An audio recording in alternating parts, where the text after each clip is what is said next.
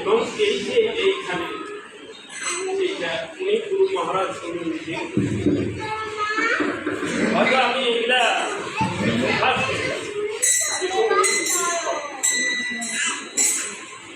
কিন্তু ওনার যে দান বা এর প্রতিদান আমার কিন্তু আপনাদের ভক্তি বা প্রেমের দ্বারা এগুলা এই গুরু মহারাজ কৃপা করে এগুলো হয়েছে। এটাই হলো বৃন্দাবন, এটাই নবদ্বীপ ধাম, এইটাই আমাদের সেই উড়িষ্যার যে রথযাত্রা হয়। এই যে সব কিছু এখনো অবদান যারা এখানে আসা মানে হলো বৃন্দাবন। যে আপনারা সবাই ভাবে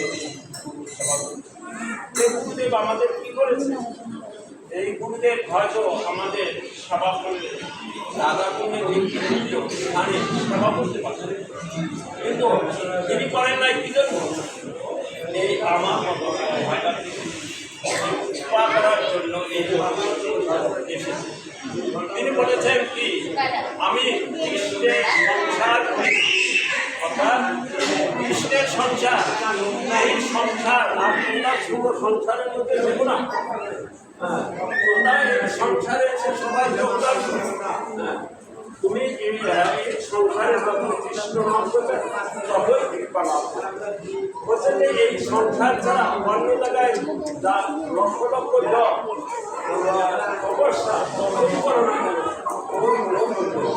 এজন্য আমাদের সংসারে আমরা মা বুঝতে পারি যে সংসার এবং সংসারের মধ্যে কি আছে মহারাজ সেই উপদেশ দিয়েছে যেন আমরা এই অনুষ্ঠানে আমরা গুরুদেবের ছাড়া যেন না কিছু যেভাবেই হোক সংসার ছিন্ন করে আমাদের এখানে এসে যোগদান তবে সেই গুরু মহারাজের কৃপা পাবে। কারণ গুরু মহারাজ বলছেন যে তোমাদের সংসারের অভাব, আমি তো সংসার পাচ্ছি, এখানে অভাব নেই, তোমরা সবাই আসো এখানে কৃষ্ণ নাম করো,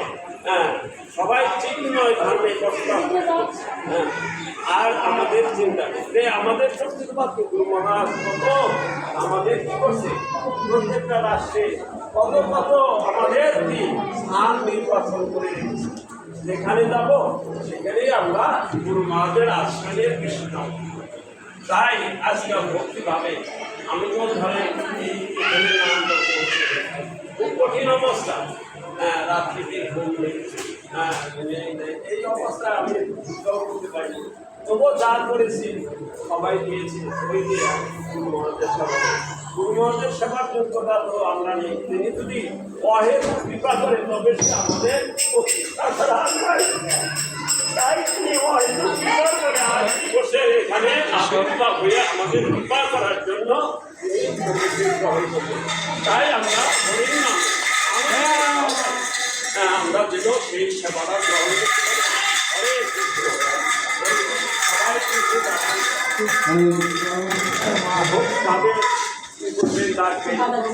ভগবানকে পাশে